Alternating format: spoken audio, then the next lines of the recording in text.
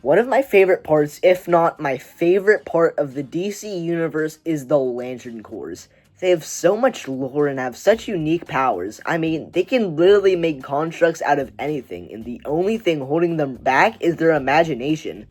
So, I thought it'd be a fun idea to see what Lantern Corps' different Marvel and DC characters would be in. I went to the Spin the Wheel website and put in 20 Marvel characters and 20 DC characters, and we're just gonna see what Lantern Corps they would be in. But first, some of you watching might not know some of the Lantern Corps that will be in the video, so I'm gonna do a quick rundown of all the Lantern Corps. Just so you know, I'm only gonna be doing the ones that are in the Jeff Johns Green Lantern run, because there's too many. First up, you got the classic one. Green Lanterns represent the emotion of willpower. Blue represents hope, yellow is fear, red is rage, pink is love, orange is greed, purple is compassion, and I'm not going to use white and black since white is life and everyone on the wheel is living, and black is death, which everyone on the wheel is not dead. Also, Superman won't be here since, we all know what lantern he would be. It's blue. Alright, the first person the wheel landed on is the Silver Surfer. I think that Surfer would be a purple lantern that represents compassion. First of all, most purple lanterns are reformed villains, and that's literally what Silver Surfer is. Norrin Radd has always been sort of a lonely character, but he cares about other people, and it's the reason he became the Herald of Galactus. When Galactus came to the planet Zenn-La, Norrin Radd made a deal where if he became the Herald, then Galactus would spare his planet. Later on, the reason Surfer betrayed Galactus and decided to be a hero was because Alicia Masters saw the good in him, even though she's blind, and that really showed Surfer that Earth deserves to live on. After that, Surfer always saves alien life, sees the good in people, all that jazz. There's actually this one episode of Silver Surfer the Animated Series, which I would highly recommend. It's my favorite of the 90s Marvel cartoons. And there's an episode where Silver Surfer tries to save people on a slave planet.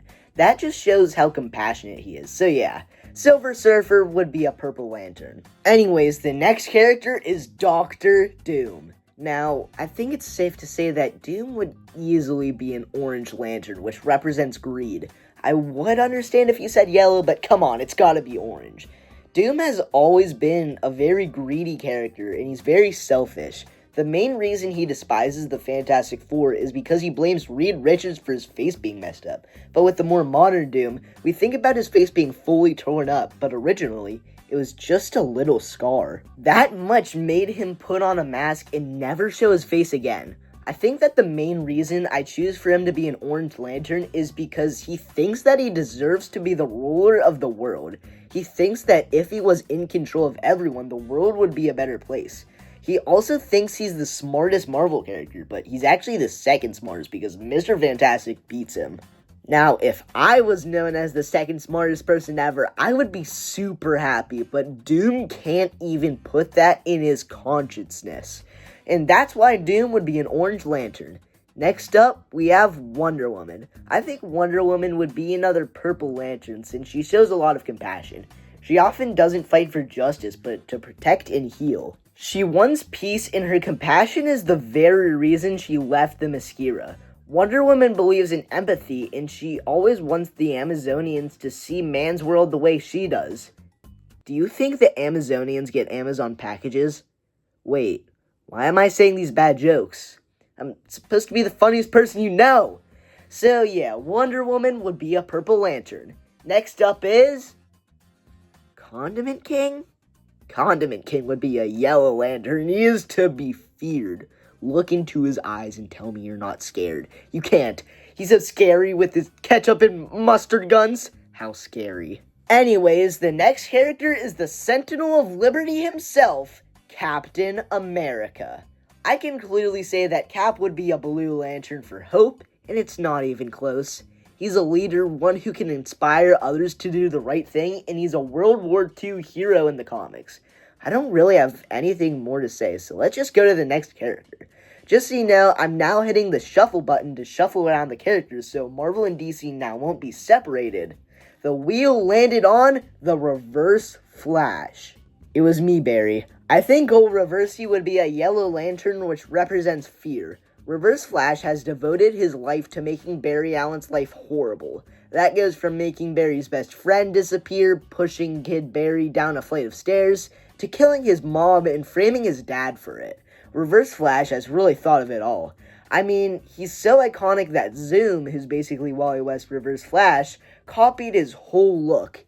I feel like all of this just proves that he would be a Yellow Lantern since he's really scary. He's even pretended to be Barry Allen once by dressing up as him, and that was when Barry Allen had died in the comics. The comic Flashpoint, which is the most iconic Flash comic, really just shows how scary he is. He just looks so menacing with the art, and I love the reveal that he isn't the person who created this alternate reality. It was me, Barry. Reverse Flash is just the ultimate hater, so yeah. He's a Yellow Lantern. The next dude to talk about is Wolverine, and I can easily say that he'd be a Red Lantern for rage. I mean, he literally says, "Berserker! Rage!" in his alt in Marvel Rivals. His rage is mainly because of his history. If you want a deep dive into the sad history of Wolverine, I would recommend the comic simply called Origin, which goes through Logan's origin, and it even has some Sabretooth stuff in there. Dude was experimented by Weapon X, making his bones made of adamantium, and he's lost his memory more times than I can count. I mean, losing your memory that much has to make a person go insane. There's this one part of the House of M storyline where once the world goes back to normal, Wolverine realizes that he can now remember his entire life. This little Canadian furball really shows off his rage whenever he fights the Hulk, since he goes all out. He always accidentally kills people and all this stuff like that. He's a really sad character. Like one time, he had to kill his son, Dakin, so he killed him by drowning him. All of these things in Wolverine's history has made him much more angry, and that's exactly why he would be a Red Lantern. Anyways, the next brochacho is the invincible Iron Man, who's the first guy that the wheel spun on that I think would be a Green Lantern for willpower. Tony has made some bad decisions over the years, such as selling weapons, which bites him in the butt a lot, but he always tries to move on and be a better person. He wills through making tons of armors, such as the Mysterium armor, the suit he's been wearing in the comics, and it's insane. Let me read you some of the stuff about it. It's forged from a cosmic metal, and it's immune to magic, mind-reading, spider sense, and it's one of Tony's strongest armors ever. It's an insane armor. Well, back to talking about willpower. Tony is a futurist, and there's no problem he won't try to solve, no equation that he won't try to answer. He does it all for the future, and that right there is willpower. Well, next up is the most popular Marvel superhero, and that, my friends, is Spider-Man. A little bit ago, I was actually thinking that he should be a Purple Lantern, but I changed my mind. He'd be a Blue Lantern. A big part of Spider-Man lore in modern times is that anyone can wear the mask, and that really does show hope. Spider-Man will always get back up because he knows the fight's not over and he still has to try. No matter what happens to him, he'll always fight for the little guy. I don't really have anything more to say about Spider-Man, so let's jump right into the next person. The wheel landed on Jean Grey, and I think she'd be perfect for a Green Lantern. Jean has died more times than the number of my fingers I have, but every time she comes back to the X-Men to fight for mutant kind.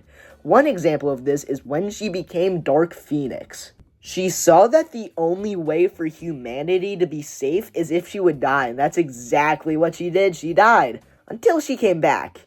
Who would have thought? She was also one of Professor X's first students. You could even say that she was a part of the first class. Say that again?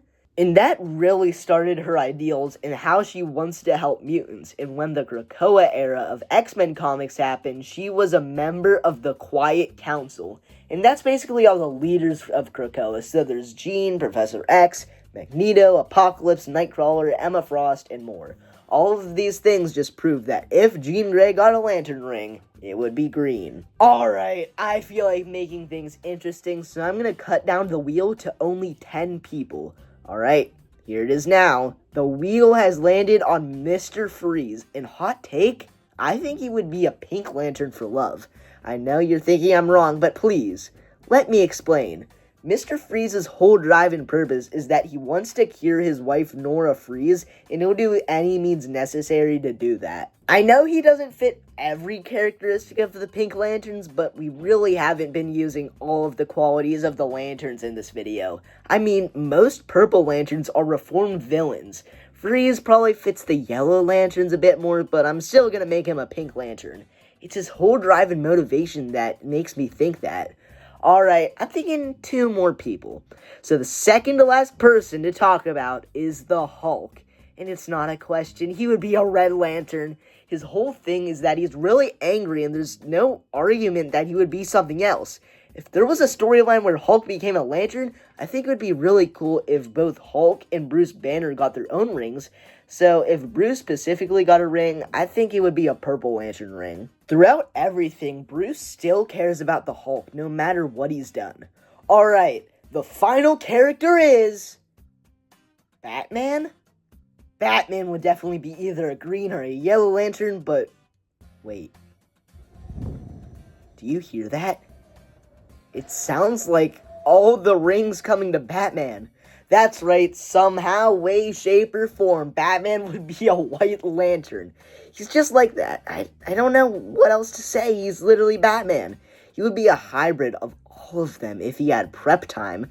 Look, there's only 2 characters in Marvel and DC that would have white lantern rings, and that's Batman and Morbius, and maybe Nightwing too. So yeah, that was the video. I had fun making the wheel and seeing what Lantern Corps the characters would be in. Feel free to comment down below what Lantern Corps you think these characters would be in.